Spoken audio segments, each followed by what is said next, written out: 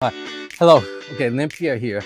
Like I told you, I'm doing these book reviews for all the homeschools, but I'm teaching on a level that my youngest son can understand because he's never going to read books like this, at least not at his age, and you might not have time to read books like this. But I believe there is a lot of value that can be found in having the knowledge from these books. So I'm not talking about you going and reading a book a week or a book a month or anything like that, but just go through these reviews, and if you can pull out one simple thing that can adjust or transform the trajectory of your life, then I'd want you to do just that one or two things. So the book we're talking about today is The Mindful Athlete. That's what we're talking about. And I have my son behind me, and he's going to listen to me, and he's going to correct me if I'm saying something that doesn't make sense. And I'm just skipping through the book. This is not going to be a detailed outline or description of everything that's in the book, but it's going to be a few key points of the book that I'm bringing out, and I believe that it will be of immense value to you. So let's see some of the things that he talked about in here. Oh, then this is the good one. You will see it when you believe it. So what am I saying that you'll see it when you believe it? This is great. I had a client the other day, and every time someone walked past, she talked about how beautiful and how lovely they were. Now, I know the people that were walking by, I know them better than she does. And I wouldn't say those same things about them. But listen to this. She was speaking from her position of belief, because she believed that the world was beautiful and people were beautiful. So every time she looked at a person, she was looking for beauty in that person. A lot of times when we look at people and we meet people for the first time, we don't look for the beauty in the people. We just look for whatever state we're in. So like if we're mad, you know how when you're mad, you see stuff in people that you normally wouldn't see. You see things that aggravate you. You know how you get aggravated a lot more easily when you're mad or you're hungry? So that's what's going on here. So he's talking about you will see it when you believe it. So if you believe that today is going to be a good day, then you're going to start looking for reasons why today is going to be a good day. You get it? Yeah? Okay. Oh, this goes on with that. He asked a question in his book. He asked, how do you see yourself? And how you see yourself is going to play a major role in the way that you see other people. So if you see yourself as smart and fun, so when you meet other people, you're going to look for things that line up with that. So like if you feel like you're fun, then you're going to make it fun to be with someone else, and you're going to see how they can be fun. Same thing like if you see yourself being smart, you're not going to think everyone else is stupid. You're going to look at other people and sort of find some similarities between you're smart in this and they're smart in that. So how do you see yourself? That's really good. Your beliefs become your habits. So if you don't like the way your life is going, look at your beliefs. So if you don't like the fact that you're not having a good day or things aren't going your way, look at what you believe about your situation. He and I right now, we're out on vacation, and there are some people that are out here in this house and they're not having a good time. But there's other people that are out where we are and is having a great time. But it all depends on your beliefs. So if you believe that you can have fun in any situation, you're going to find a way to have fun in any situation. Another point that he has in here is moving from desire to action. You want something, but just sitting around wanting something is not going to make it happen. You remember that time, I believe we were doing push-ups. I think we were doing push-ups. And like you wanted to do more push-ups, but you would have to actually work hard and do more push-ups in order to be able to do more push-ups. So he's talking about transforming you from I want to do something, I desire something, to actually doing it. Next point. Oh, the next point is the story of the two wolves. Do you know the story of the two wolves? You know the story of the two wolves? Okay. So I'm gonna say it really quick because I don't know how long he spent on the two wolves in this story, but the two wolves story is this. Well, it's an old grandfather or something. So imagine your grandfather, you and your grandfather sitting around the fire, and he's telling you a story about the two wolves. So the two wolves story is this. There's two wolves that are at battle on the inside of you. And if you think about it, you can think about it from the standpoint of the flesh and the spirit.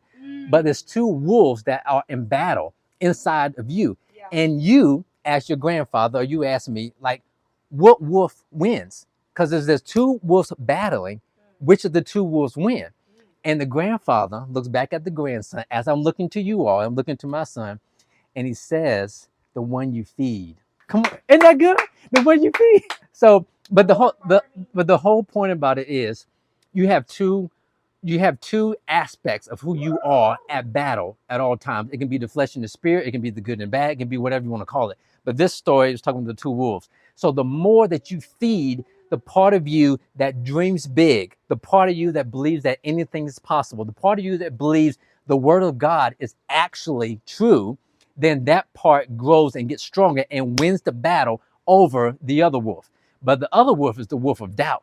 The other wolf is the wolf that you really can't do what you want to do. The other wolf says that you don't have any friends. The other wolf says that you can't make good grades. That's what the other wolf says. But the wolf that says and speaks truth to you, that's the wolf that you want to feed. So that's the two wolf story. Let's see. He talks about challenging yourself, and he says to challenge your limits and don't compare yourself to others. So you're at a certain point in your life right now, and let's just talk, swimming, because we're out here at the pool and you were swimming. Don't compare your ability to swim as well as my ability to swim or your sister's ability to swim. Just challenge yourself where you are right now. If it takes you 2 minutes to swim the length of the pool, but it takes me 30 seconds, we're two different people. We have two different levels.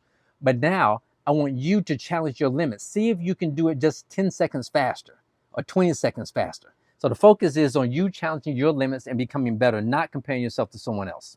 Ooh, this is a good one. He talks about embracing failure. So you know what it means to fail. You know what it means to fail. Okay, so embracing failure. So failure presents itself, and this is just a different way of thinking about failure. Failure is an opportunity to grow, an opportunity for you to take a step back and think about, why didn't this work out the way that I thought it should work out? So that is what he's saying to do with failure. So you're not hiding from failure, you're facing failure, and you're seeing what you can do and what you can learn from failure. Okay, this is a good point. He talks about doing 20 hours a week of something will not produce high performance. And what this basically is talking about, because he says it somewhere else in the book, he talks about how high performers don't turn it on and turn it off. When you're on and you're always on. So if you think about anybody that's really good at something, they don't take days off. They're not lazy on one day and then they work really hard some other days. They work really hard across every aspect of their life. So don't turn it off and turn it on. Just be who you've been called to be. And with that in mind, all y'all are homeschoolers, y'all in school. So how many hours are you actually spending with math, with science, with drawing, with piano, with playing the sport? How many hours are you actually spending? And could you spend more? Could you spend less time doing things that move you away from who you want to be, and more intentional time moving you towards the person that you've been called to be? Get out of your comfort zone. He talks about doing that. He also talks about being excellent, doing the best you possibly can in every single aspect of your life. Another thing is that do one thing every day that scares you. And I don't mean like it might scare you to jump in this water over here because you don't know if the alligator is out there. Not that type of scary, but the type of scary that challenges you to do more than you thought was possible. Ooh, deliberate practice. That's a good one. Let's talk about a sport. That's easy. Deliberate practice with a sport. Tell me, what sport do you play? Soccer. Deliberate practice with soccer. Deliberate practice with soccer looks like this. You get on YouTube or you see your friend and he does one simple move. I don't even know what a move is on soccer, but I know I've seen them kick the ball and curve it. Rainbow move.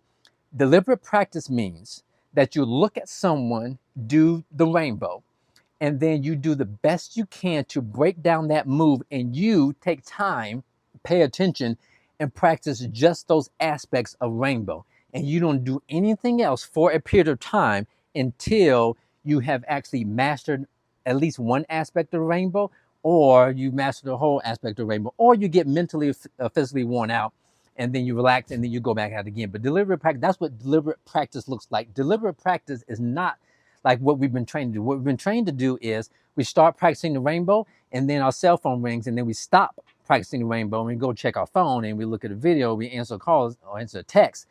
or we get hungry and we go eat, or we get tired and we lay down. That's not deliberate practice. Deliberate practice is, hey, for the next 10, 20, 30 minutes, I'm going to do just this to the best of my abilities, and I will not do anything else. That's what deliberate practice is. So, of course, he definitely encourages that. Oh, and he talks about deliberate practice, not just in the physical, but also in your imagination. A lot of times we're sitting down with our imagination and we're playing around with our thoughts. And we're creating these mental movies of things working out for us or things not working out for us. So he's talking about in this deliberate practice, what would it look like for you to do the rainbow perfectly without flaw? And practice that in your mind. Visualize yourself doing it as if you're inside yourself and if you are over there on a big movie screen. Imagine yourself doing it perfectly even when you're not out on the soccer field. So that's another aspect of deliberate practice, because a lot of y'all think I can only work on my math or my science or my sports or my music when I have the instrument or the paper or I'm in class. But being that you have imagination, what God has given us, you can practice anything at any time you want to. This is a good point he talks about. The future doesn't exist. All we have is now. We don't have the past because we can't change something that already happened. We honestly, we can't see into the future, and anything that we say about the future is all made up anyway. And that's a key point. I didn't even get that from this book, but Myron Golden, if you know who he is, he talks about how we conjure up things in our imagination, and a lot of times we imagine things that we don't want to happen, and we imagine it in great detail because we're going to a party or we're going to a test or we're going in to talk to our parents or something, or we're getting on a plane or anything, and we imagine something that we don't want to happen, and we imagine it such a way that we don't actually feel good. We don't feel good when we imagine it. And he talks about, where if you're going to make something up, why not make something up that is in line with who you want to be and the experience that you want to have? When you think about getting on a plane, you think about taking the test, think about making an A on the test. Think about scoring the winning goal. Think about playing your concert and not making any mistakes whatsoever. Think on those things. So that's a big aspect of imagination, because all we have is right now.